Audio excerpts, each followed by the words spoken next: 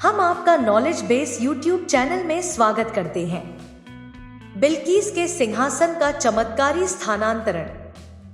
पैगंबर सुलेमान, उन पर शांति हो, अल्लाह के महान पैगंबरों में से एक थे, जिन्हें अद्वितीय बुद्धि, ज्ञान और चमत्कारी शक्तियां प्रदान की गई थी। उन्हें एक अनुपम राज्य प्राप्त हुआ था, जिसमें मनुष्यों, जिन्नों, पशु पक्षियों और यहाँ तक कि हवाओं पर भी उनका शासन था। उनके जीवन की सबसे उल्लेखनीय घटनाओं में से एक सबा की रानी बिल्कीस के भव्य सिंहासन का उनके समक्ष तत्काल प्रकट होना था। यह घटना, जो पवित्र कुरान में दर्ज है, अल्लाह द्वारा पैगंबर सुलेमान को दी गई शक्ति और प्रभुत्व की गवाही देती है। पैगंबर सुलेमान का राज्य।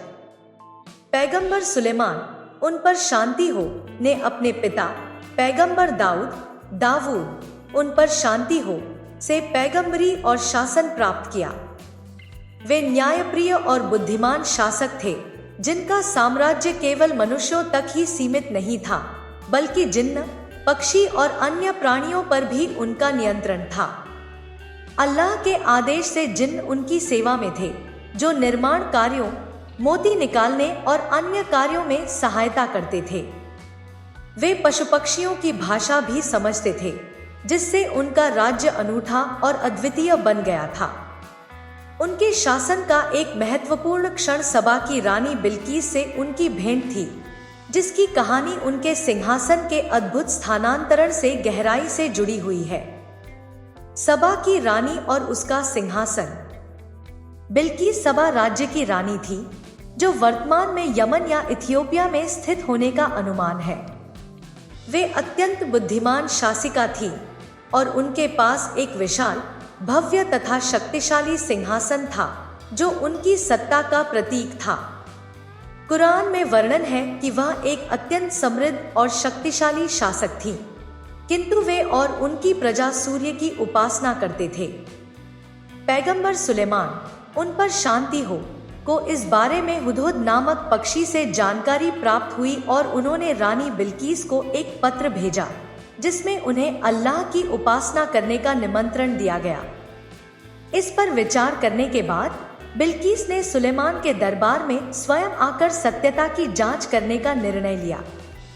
इस बीच पैगंबर सुलेमान ने उनकी यात्रा के दौरान उनके सिंहासन को अपने समक्ष प्रस्तुत करने की इच्छा व्यक्त की, ताकि अल्लाह की शक्ति का प्रदर्शन हो सके। चुनौती, सिंहासन को लाना। पैगंबर सुलेमान ने अपने दरबार में उपस्थित लोगों से पूछा, तुम में से कौन मुझे उसका सिंहासन ला सकता है, इससे पहले कि वे मेरे पास आज्ञाकारिता में उपस्थित हों? कुरान 27:38। यह एक असाधारण चुनौती थी, क्योंकि बिल्कीस का सिंहासन अत्यंत विशाल और बहुमूल्य आभूषणों से सुसज्जित था तथा यह उनके महल में सुरक्षित रूप से रखा हुआ था, जो सैकड़ों मील दूर था। इतनी दूर से इसे तत्काल लाना लगभग असंभव था, किंतु सुलेमान के दरबार में कुछ विलक्षण शक्तियों वाले प्राणी उपस्थित थे। शक्तिशाली जिन्न की प्रतिक्रिया। एक शक्तिशाली जिन्न, जिसे इफरीत कहा जाता है, ने उत्तर दिया, मैं इसे आपके पास ला दूंगा, इससे पहले कि आप अपनी बैठक से उठें, और मैं इसके लिए निःसंदेह शक्तिशाली और विश्वासपात्र हूं। कुरान 27:39। इफरीत की यह क्षमता अद्भुत थी। उसने यह दावा किया कि वह सिंहासन को तब तक पहुंचा सकता है जब तक कि पैगंबर सुलेमान अपनी बैठक समाप्त न कर ले। यह एक असाधारण उपलब्धि थी, किंतु पैगंबर सुलेमान को इससे भी अधिक तेजी से इसे लाने की इच्छा थी। चमत्कार, सिंहासन का पलक झपकते ही आ जाना। तब एक धर्मपरायण और ज्ञानी व्यक्ति, जिसे कुरान में जिसके पास किताब का ज्ञान था कहा गया है, ने कहा, मैं इसे आपके पास पलक झपकते ही ला दूंगा। कुरान 27:40। और तुरंत, इससे पहले कि पैगंबर सुलेमान अपनी आंखें झपकाते, बिल्कीस का सिंहासन उनके समक्ष प्रस्तुत हो गया। यह अल्लाह की शक्ति का एक महान चमत्कार था, जो मनुष्यों और जिन्नों की सभी क्षमताओं से परे था। जिसके पास किताब का ज्ञान था, वह कौन था? इस्लामी विद्वानों में इस व्यक्ति की पहचान को लेकर विभिन्न मत हैं। कुछ विद्वानों का मानना है कि वह आसिफ बिन बरखिया नामक एक धार्मिक व्यक्ति थे, जिन्हें अल्लाह द्वारा विशेष ज्ञान प्रदान किया गया था। अन्य लोग मानते हैं कि वह एक फरिश्ता थे। उनकी जो भी पहचान रही हो, यह घटना दर्शाती है कि अल्लाह का ज्ञान और शक्ति सभी सीमाओं से परे है। पैगंबर सुलेमान की कृतज्ञता। इस अद्भुत घटना को देखने के बाद पैगंबर सुलेमान ने अपनी शक्ति पर अभिमान नहीं किया, बल्कि विनम्रतापूर्वक इसे अल्लाह का आशीर्वाद माना।